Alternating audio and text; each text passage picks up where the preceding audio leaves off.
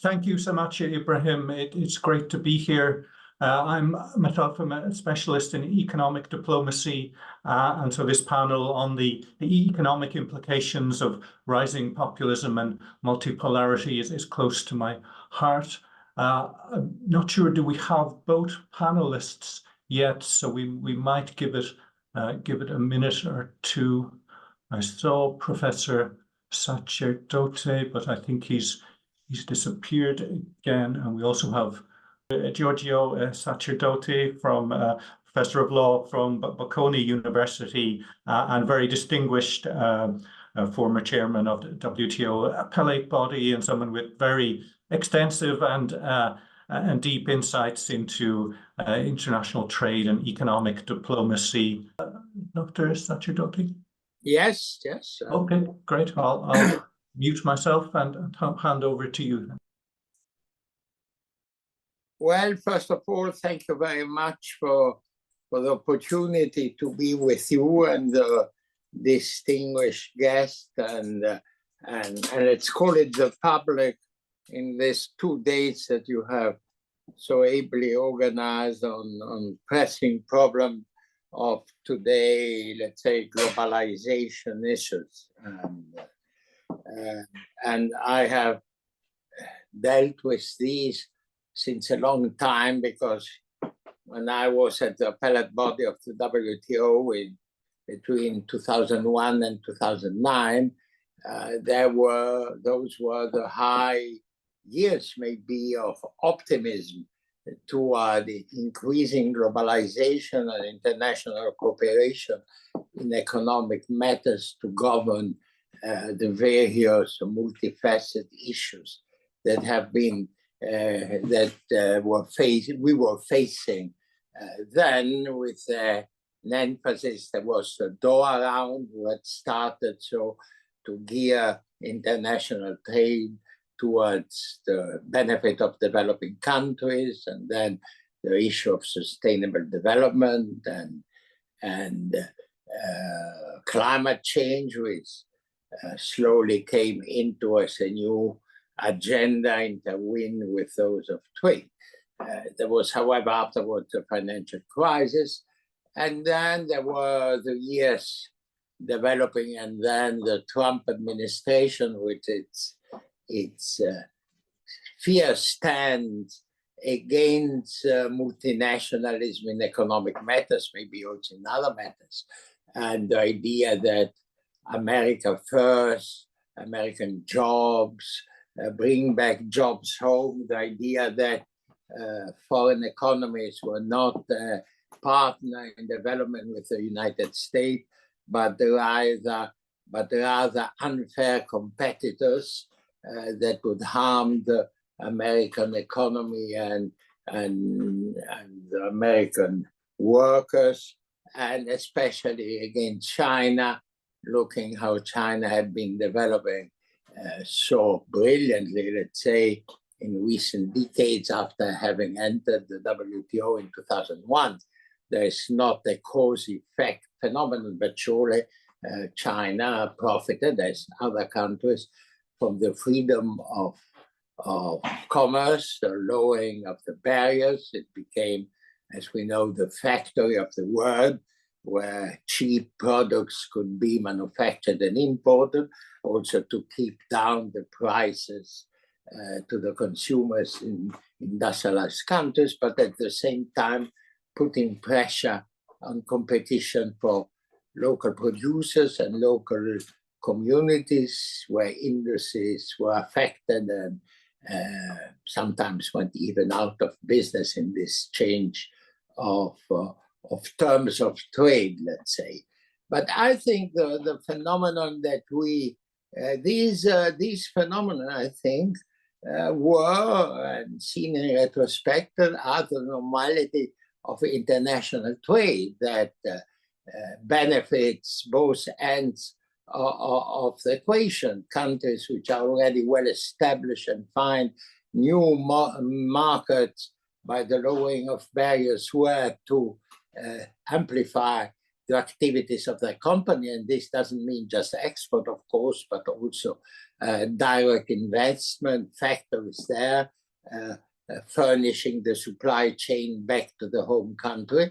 And the countries which slowly or rapidly come into the network of international trade can develop broader markets and benefit from foreign investors and enter into a globalized economy. Nothing new with China. There was Japan before. There was Germany after the war with the rebuild of the German industry and the German economy, and also through regional agreement, of which also the US finally joined with the NAFTA, building blocks that would amplify between neighboring countries and complementary economies this trend. This, as we know, has changed the outlook in the middle of the past decade, I would say. The ascent of Trump administration with its protectionist inclination, also phenomena like Brexit, so the idea that the UK by itself could do better in the world arena than being a leading member of the European Union, difficulties in getting new agreements liberalizing, like the Doha round, which failed, the big exchange between opening of the agricultural market in developed countries against the opening to industrial products in the south of the world didn't work. And also the new sensitivities, I would say, to non-trade issues, labor, environment, fundamental human rights, and also more traditional aspects like the recourse to subsidies, issues for which the WTO, which is the pillar of multilateralism, one big hopes in the middle of the 90s, does provide instruments to ensure that international multilateral trade be also a fair trade, but maybe through instruments that are not up to date for new aspects of international trade, things the digital economy, for instance, and also the difficulty of combining protecting non-trade values together with the objective of free trade. Where do we stand now? I call my intervention politicization of international trade relations. I think this is an important aspect until the philosophy, I think, on which the post-World War II trade relation was premises, was that one could manage and organize trade relation based on legal rules which would be equal for all, with some protection for weaker countries, some encouragement for preferential treatment for developing countries, and so.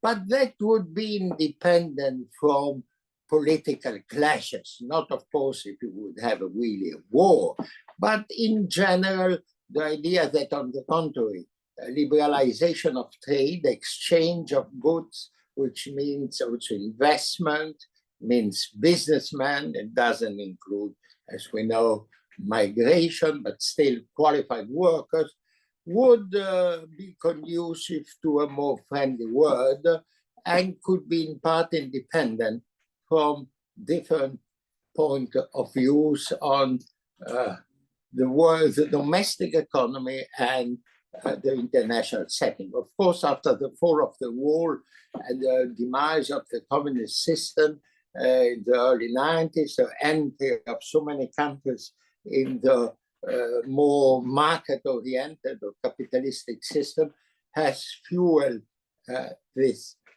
development. This development was based on what were the principles, may I recall them.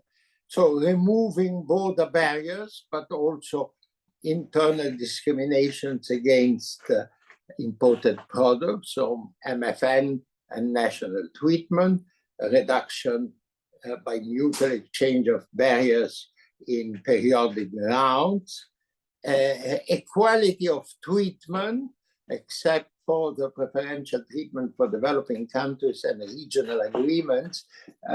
The origin of the product would not matter as to its treatment in international trade. The protection was there, however, but it was an instrument for exceptional against unfair trade, dumping by enterprises, or unfair trade by government subsidies, provided they were specific to help specific export industries to gain unfairly, let's say, against market principle shares of the world market. And then the WTO, so 94, 95, 96, was also premised that all these complex rules would extend also to certain domestic regulation, the quality of products, the TBT, the rules of origin, the specification of products that are more and more important for the protection of the consumer, the environment, but basically would not be used to protect domestic industries. And therefore, the avoidance of domestic discriminations. All these rules were also premised that there would be a system of dispute settlement by which the members of the WTO, which were about, if I well remember, 90 in 95 and increased rapidly, now there are more than 160, almost all world trade is covered by the WTO rules. Very few countries are out, Iran, Algeria, and a few small economies, that there would be a system to guarantee that members would play to the rules. And if barriers would be raised that were contrary to the commitment taken, then there would be a speedy system, independent, based on the application of the provision, not biased for bigger countries or old members and so on, to withdraw restrictive measures, usually by importing countries, and reestablish the balance of rights and duties.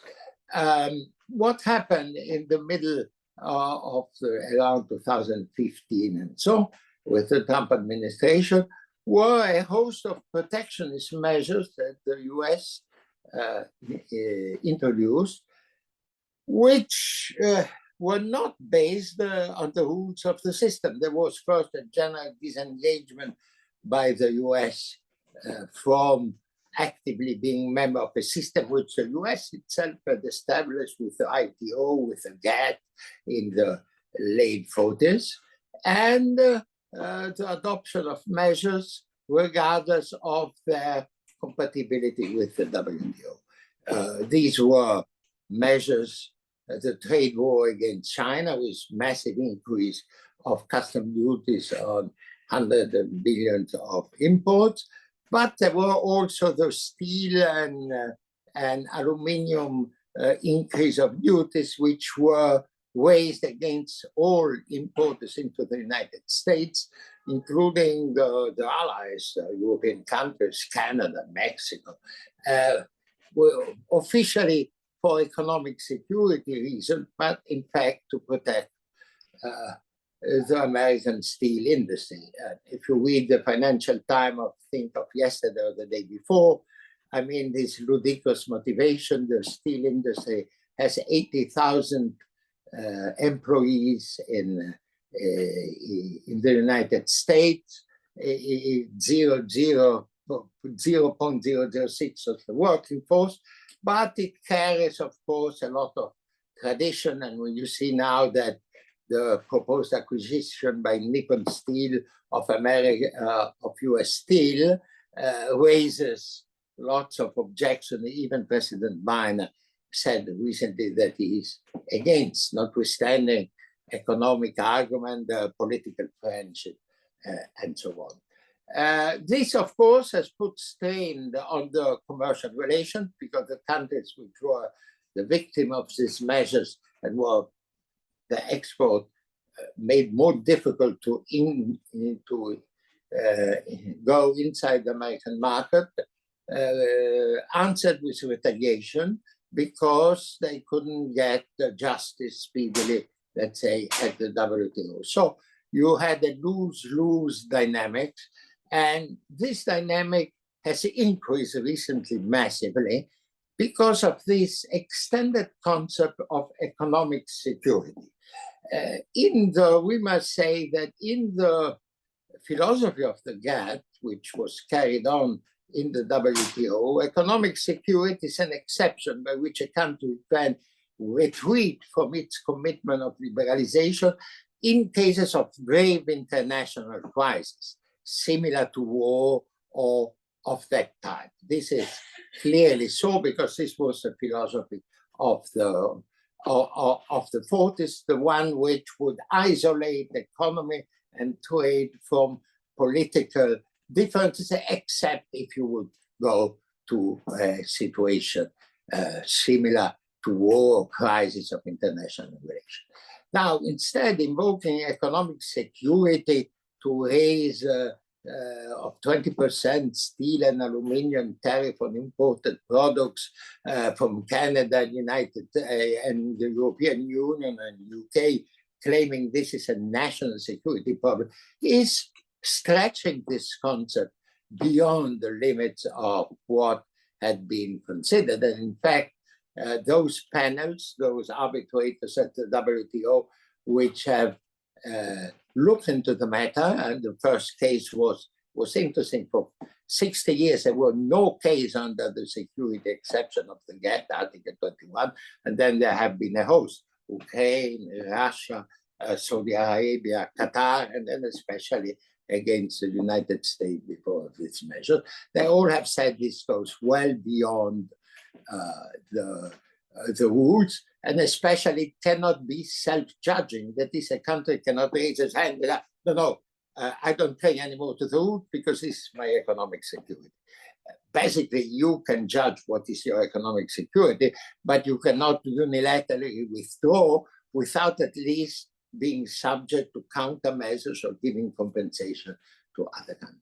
This concept of economic security, however, and this is the point I would like to do, has been extended considerably later on, because we all know this. It has been extended by the US vis-à-vis China to micromanagement of trade, so specific companies, Huawei, then pushing other countries not to export products like vis-à-vis Holland, exporting machinery that would make modern chips to China, then reducing the import of certain products for having the domestic industry and economy not being dependent on foreign products, blocking, as we said, the export of products that might give the Chinese industry competitive advantage and a technological jump in respect of the United States. So there has been a host of political interference with international trade. Then we have the big subsidy, which by itself, the idea that you have to help our industries for the transition to the green economy is correct, and it was done also in the past. But if you take the Inflation Reduction Act of the United States, which is really meant to give a boost to the modernization of American industry, of course, it tips the balance of trade, just like the Chinese subsidies to the electrical vehicles or to the electrical batteries to make them cheaper, more competitive, and acquire export shares in foreign market. So all this disrupts the balance that was thought. Then we come to the protection of the environment, the climate change. So the green subsidies, of which also Europe now is practicing and speaking of, Are they really green? Are they justified? I don't say legally probably they are not, but also politically and economically, or do they protect like the European car industry, which hasn't moved quick enough towards electrical vehicles? Then you have measures to apparently or nominally equalize the situation between countries that are more heavily engaged in fighting climate change through higher standard of production of the industry, take the EU, and other countries who produce still with more pollution. So you have this CBAM, which is practically an extra custom duties on products imported into the EU. If they know the factories, the countries of origin don't justify that they are produced with the same environmental standard than in the European Union. It's just now getting into progressive in place, but now already you see developing countries protesting. But then there are other things which are a lot of goodwill, but what are the effects? The EU directive on deforestation, agricultural products and cattle coming into the EU to demonstrate that the land where they have been produced has not been eroded from deforestry against sustainable management of the forest. Then you have the human rights, the Uyghur, the Xinjiang, but applicable also to other, with the importer which has to justify or be ready to justify that it in supply chain, so even products produced by independent foreign producers are not produced with the use of slave labor or forced labor or similar situation.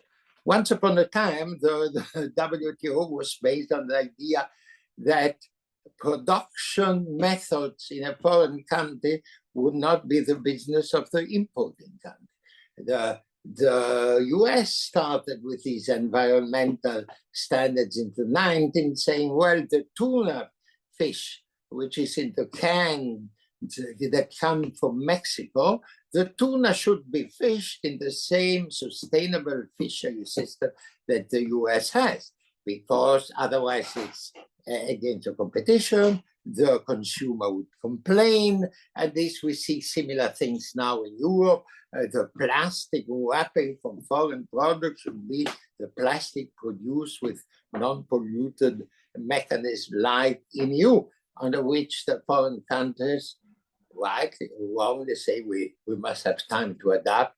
This is an easy way to foreclose to our products the domestic market. So between outright politicization, using what has been called the weaponization of trade, maybe this is even excessive, protection meant to upgrade the industry to the new necessities, to the electricity, the vehicle, the energy, and so on, and political interference with specific supply and value chains, promoting the reshoring, you know, this term, the reshoring, the nearshoring, the friendshoring, so that companies would be nudged, induced, if not forced, not to obtain the components from China or certain other countries, but from friendly countries. Then you see the politicization of trade, then there are less imports into the United States from China of certain products,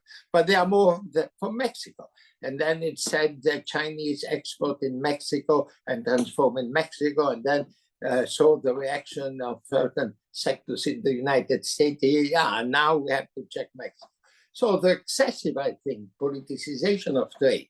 First of all, in my view, I am rather liberal in this, as you can understand, doesn't bring about the results that have been, that were sort of. I mean, this reminds me the Made in Germany fight between the Great Britain and the German Reich before the First World War.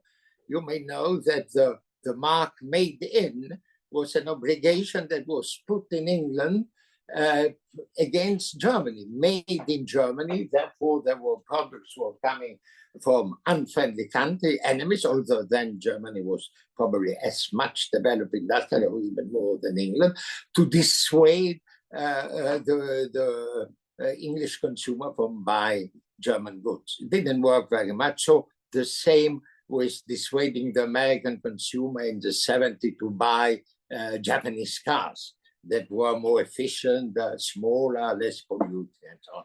So the recourse to the weaponization of trade is a double-edged sword that should be used very cautiously. And now we are also, and I finish the last point, you say, well, but the WTO has those dispute settlement mechanism to enforce its rules. But here the US made a shrewd maneuver by blocking the second stage, the appellate body, by opposing the renovation and the replacement of the judges. So slow, petit à petit, the 7 judges have become 3, then 1, then 0. So the system is semi-paralyzed. So it's true that the panels have said that the security exception used for steel and aluminum tariff by the US was contrary to WTO rules. But then the US appealed to the appellate body, which is not operated. The case stands there. There is no decision. And therefore, we are in a situation in which the multilateral rules are there, but they are often disregarded, and there is no empire able to enforce them. Then maybe we, in the Q&A period, maybe we'll see what is the outlook now after the last ministerial meeting of the WTO in the Emirates 2 weeks ago, which was, however, rather disappointing as to results. Here I am, my friend.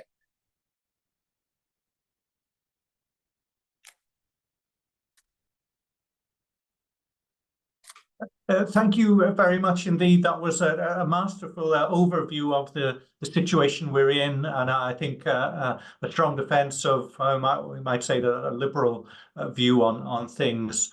I have to report that for the other panelists, I can't make it either, so we're rich in time, although there's plenty to talk about.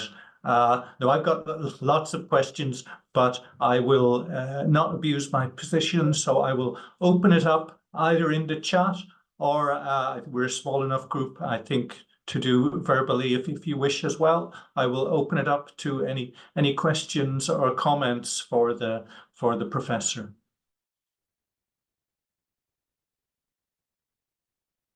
Ibrahim? Yes. Thank you very much, Professor SACERDOTI. Am I properly pronouncing your surname? Sorry for that. Please correct me if my pronunciation of your surname. Thank you. My surname is very difficult to pronounce in Italian. So in Italy, it is Sacerdoti. In France, it becomes Sacerdoti. In England, in US, it became Sacerdote. In Germany, Sacerdoti. And in English, it's whatever you wish. So Sacerdote is fine. Yeah, completely understandable. I am working on Japan, Japanese economy. I have been to there. So in terms of pronunciation of my surname, I am very unlucky to live in Japan, because my surname is totally catastrophic for the Japanese to pronunciate, as it involves many letters which cannot properly pronunciate. So anyway, we communicate somehow. Professor, many thanks for your participation and that wonderful speech composed of different dimensions of the problem. But what I would like to learn or get your view is the implication of your perspective regarding the future of populist authoritarians. Let me clarify my question. I am also personally observing that global supply chains are relocating from China to India mainly Japanese companies and the US companies are very much active in terms of that relocation of supply chains. And India is rising in that regard. But we know India, there is a very much authoritarian-oriented populist Modi government in India, and he is getting more and more authoritarian, by the way. So we can say that in terms of economics, market economy, he is very much market-oriented person. But in terms of politics, he is becoming increasingly more and more divisive, religious-oriented, civilizational-oriented populism is becoming increasingly more and more dangerous, mainly between Muslim and Indian people. So on the one hand, there is a need for the relocation of supply chain from China to other alternative markets, mainly in India. But on the other hand, it seems that we are under the pressure to ignore increasing authoritarian tendencies of those countries. That means we are very much interested in the sustainability of our economic interests rather than trying to force those leaders to adopt more democratic-oriented measures, more human right-oriented policies. So I think in terms of the future of populist authoritarianism, we are not in a hopeful path in that regard. What do you think about that? Well, you know, you're engaging me on more political outlook.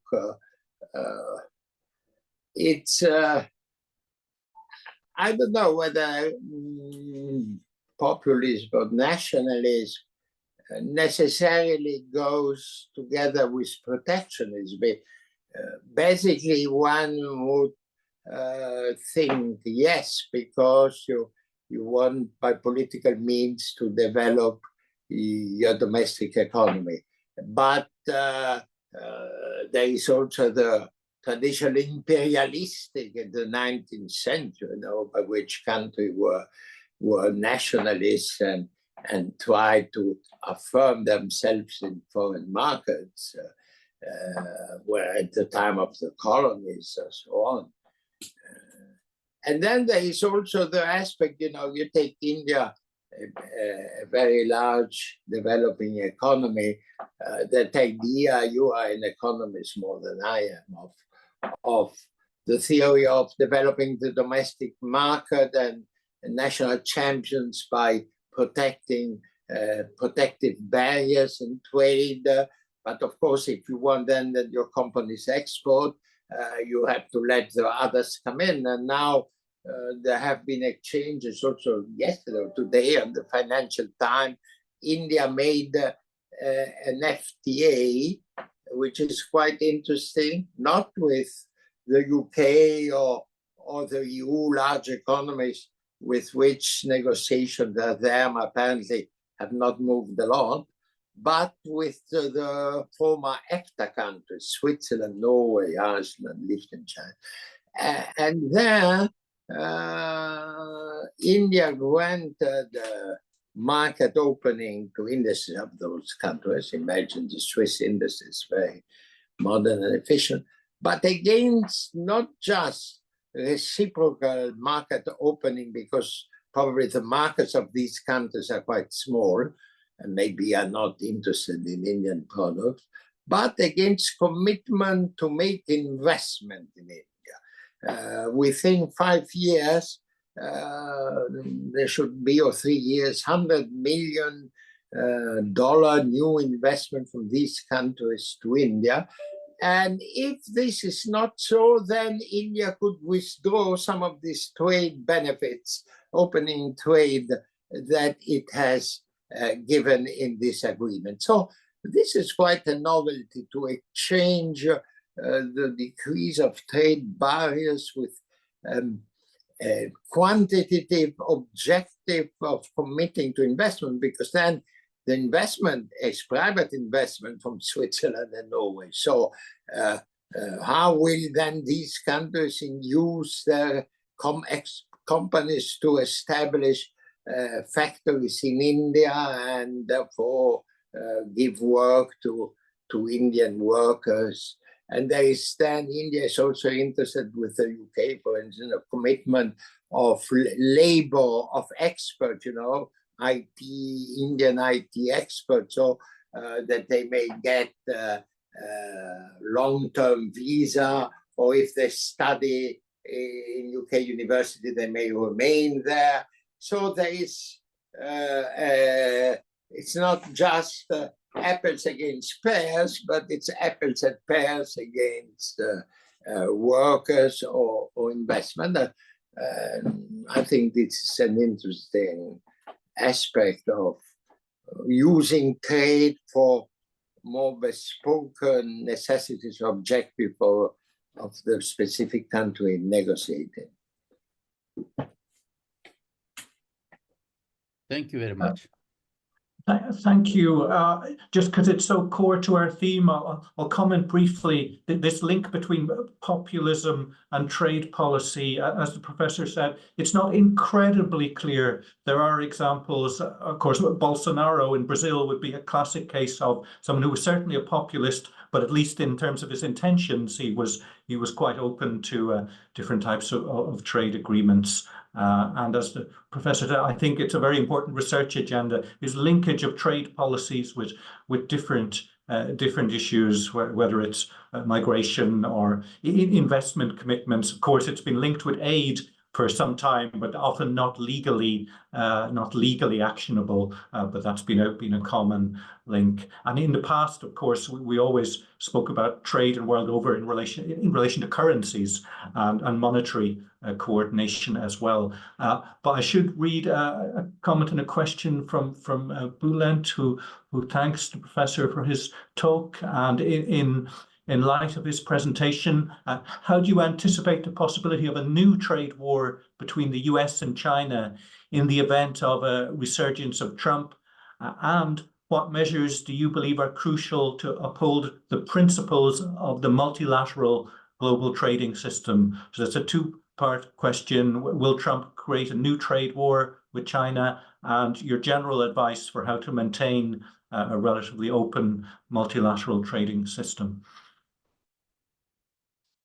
Well, you know, what is said around is Trump is unpredictable more than one side or the other. It would be even possible that the US goes all the way, withdraws from the WTO, and the idea circulating in the right to deny China the most favored nation clause. Well, treatment, what does that mean? That's the backbone of the WTO and of the GATT. So would be already the US is doing something like that, with having increased massively tariffs. Then they made a bilateral agreement by which some tariffs had been reduced, but also China has increased its own tariff. I mean, the US is probably for many products the most important export market for many countries. But the big shift is, of course, that the world is less unipolar now than 30 years ago. And for many American companies, the foreign markets are important, of course. Excuse me, the balance of payment of the US is different from other countries. I mean, big revenues flow from abroad to the US, thanks to royalties, to the movies, to the literature, the technology, the banks, the use of the financial system. So for the US, it's not the fact that the export market is probably a foreign market, that's export markets for goods are much less important than, I don't know, it could be for Italy. But I finish. One of the question is, it's unpredictable. If you see the surveys made among CEOs or so, it's that the world has become more uncertain, that you cannot rely just on past patterns, on established even binding rules, and that therefore this translates into costs probably. You have to keep more inventory, you may have to have your ship go circumnavigate Africa because the Houthis are blocking the Red Sea, and things like that, purely politics.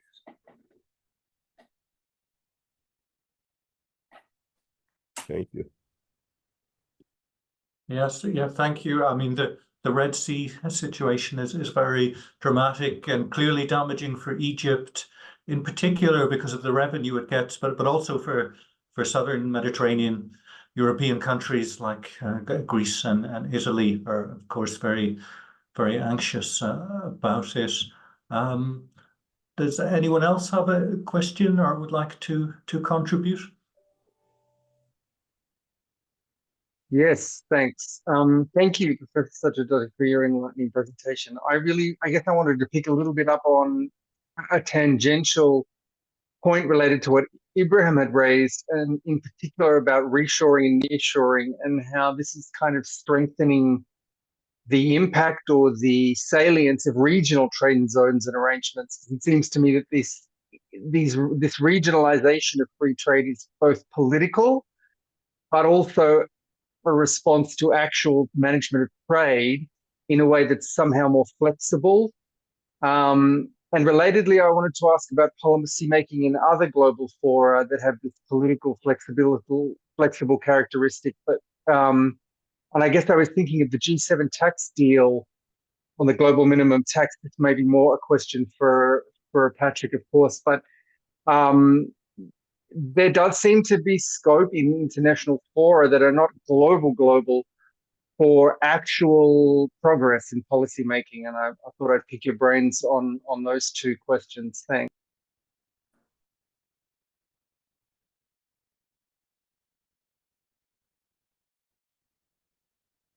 But you have the floor, I think. It's more for Simon, this question, is it?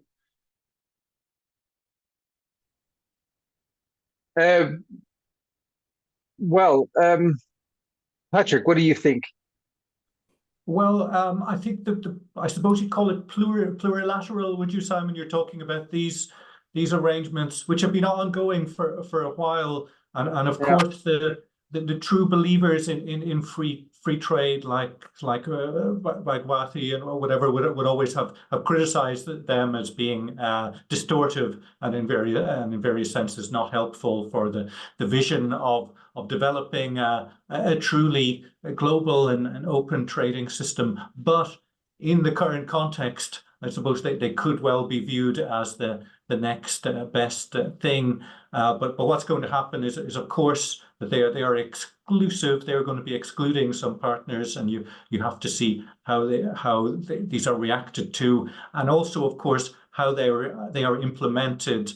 Because of course in some world regions that there is quite a history of signing agreements for political purposes and maybe not fully implementing them. And that's always, of course, a problem with traditional trade agreements, even because there isn't very robust often enforcement of them.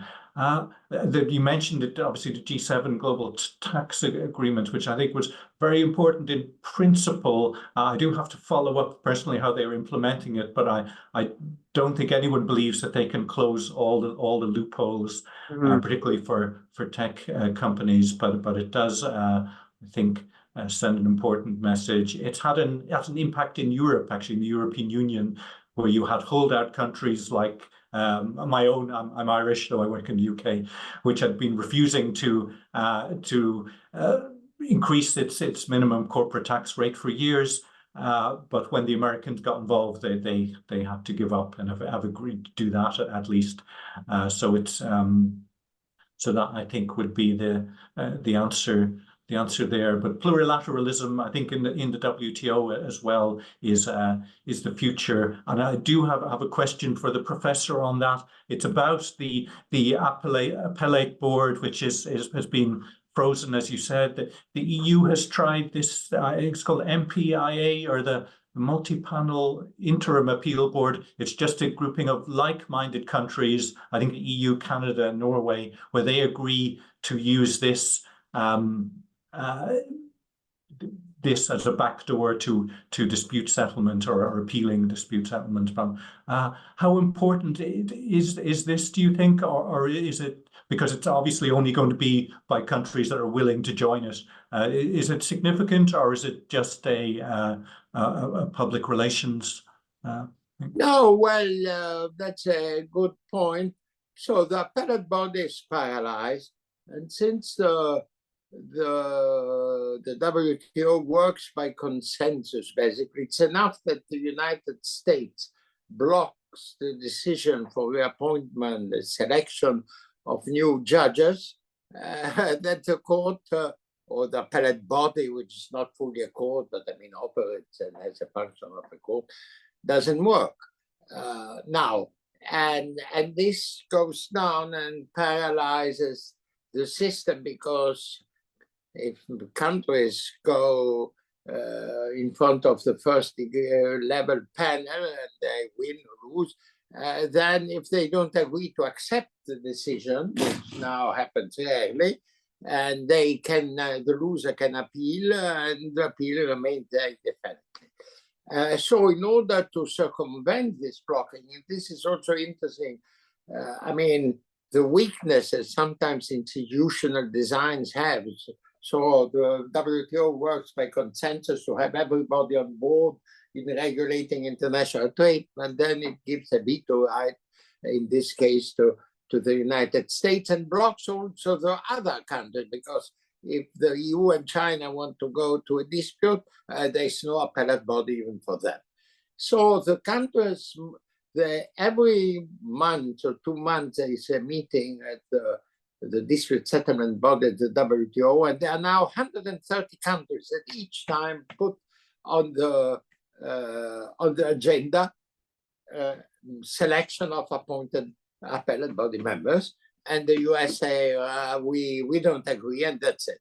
So there is, I mean, notwithstanding this politicization, the recourse to subsidy, especially smaller countries which have less big, the market is smaller, they don't have the resources to give big subsidies, and rely on exports, are in favor of the multilateral system. So this solution was found as a temporary solution based on the agreements. Practically, there are now 25 countries, calculating the EU as one, which have agreed, instead of the appellate body, to have a kind of appellate arbitration. They have already made the whole scheme. So if they have a dispute among themselves, they agree that if one of the parties will want to appeal, they will trigger this appeal arbitration. So they can go on among themselves. And they are important partners, because the EU, Canada, China,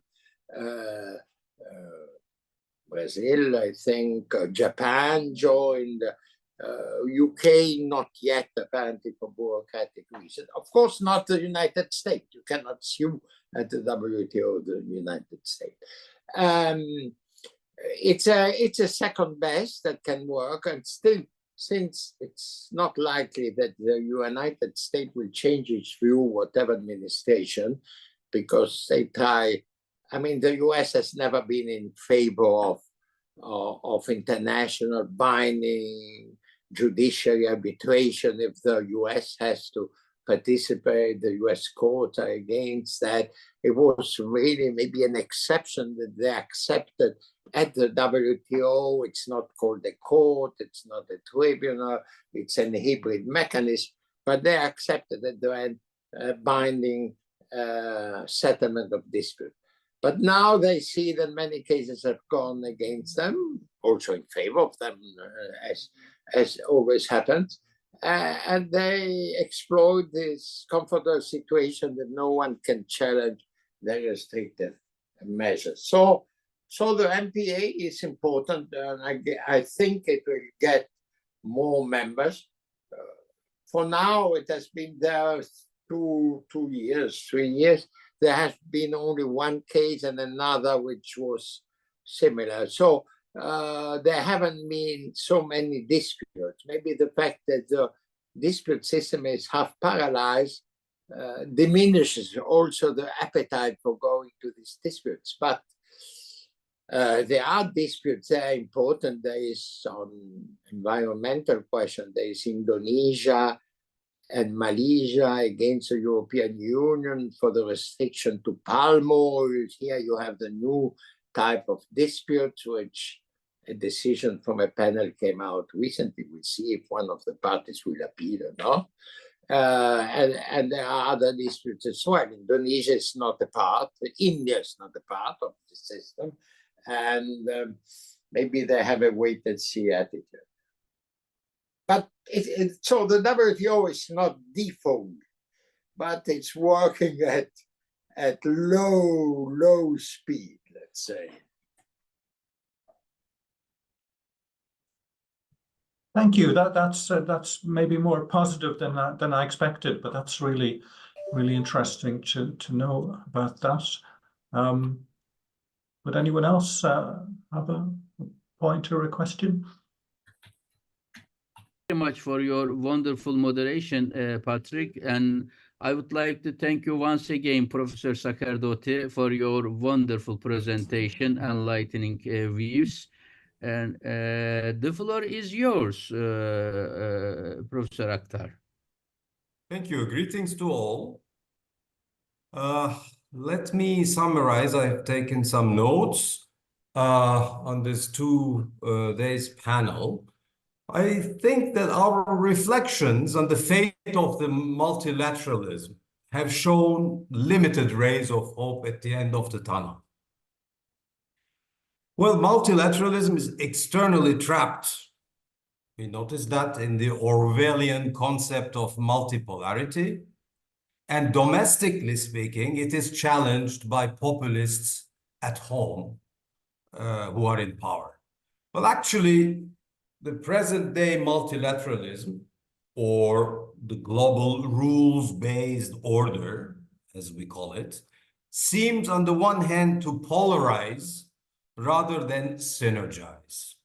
And on the other hand, to feed populist dynamics at home. I mean, we had several talks going along these lines. Well, the ECPS's honorary president, Irina von Wiese, has reminded us, for instance, the alarming state of populist illiberal undercurrents, particularly in her continent, Europe, including Russia. Dr. Axford yesterday, in his keynote, was observing that the new globalization is the context for the current populist surge, and in turn, that surge is the testimony to its emergence as a serious political force, perhaps as an embedded global script. As for Dr. Patrick, the crisis of the rules-based order complicates international cooperation in multiple domains, and particularly in the field of global economic governance. A few minutes ago, in this way, Dr. SACERDOTI recalled that the need for governments to ensure their economic security, to protect employment, safeguard national control of the economy through industrial policies, and to preserve, of course, local manufacturing capabilities, summarizes the current mood towards what he calls and we call deglobalization of the trade, but not only of the trade. Dr. Kuttner today had a political reading of this trend. I quote, he says, the multilateral system built after World War II laid the foundations for a mixed economy of broad prosperity, which in turn inoculated the body politic against neo-fascist tendencies of pre-war. The successor system, beginning in the 1970s and 80s, returned the economy to extreme insecurity and inequality, eventually stimulating a neo-fascist backlash. Similarly, yesterday, Dr. Jakubec pointed at the dilemma in a world where the surge of populism, driven by diverse socio-political factors, has reshaped both domestic politics as well as multipolarity, and setting thereby the stage for a shift away from the liberal democratic governance towards a multipolar populism. I would like to quote Jakubec here. He says, it's argued that people in the global north are losing faith in liberal and neoliberal governments and political parties. The voters in the global north are increasingly turning to national populism and governments in the global south.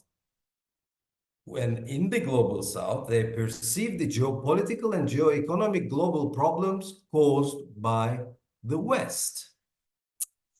Yesterday, Dr. Nord has summarized the global trend in which 42 countries are now affected by the ongoing wave of autocratization. The level of democracy enjoyed by the average global citizen is down to 1985 levels.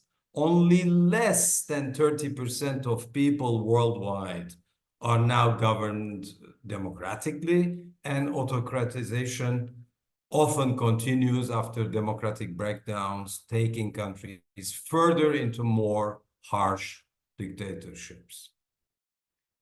Well, we had a positive outlook by Dr. Whelans. His research provided some ray of hope. Given their institutional strength and their immunity, he told us, immunity to crisis and windfalls, the advanced industrialized countries can withstand populism threat. Even a second Trump administration is exceedingly unlikely to asphyxiate democracy. That's Dr. Whelan's position, to which Dr. Asmanova observed, although she was not a speaker, but she was chairing, that particularly right-wing populist tendencies grow in ailing democracies, and thus their resilience need rather to be put into question. Regarding the taxonomy, Dr. Kuttner today was reminding us the conceptual and semantic mistake to conflate neo-fascism with populism. And I quote him, he says, the former has a clear meaning and clear historical antecedents, fascism, whereas the populism can refer to far-right authoritarian movements or to reformist pro-democratic left movements. I would like to finish with a final remark on the global governance chaos. It appears that the growing populism is pushing leaders of mid-sized powers to become more independent instead of relying on two hegemons. And I think the best example there is Erdogan of Turkey, who seems to be the quintessence of populist multipolarity. Ibrahim, you have the floor. Thank you very much for your closing remarks, Professor Aktar. I think we have successfully came to the end of our 2 days symposium with valuable critical contributions from different disciplines of social sciences. Thank you all for those contributions, and I hope to see you somewhere by taking advantage of our next programs, maybe face-to-face or maybe virtual again. Thank you very much. Have a good evening, good day, good morning to everybody. Keep your health, please. Bye-bye. Thank you.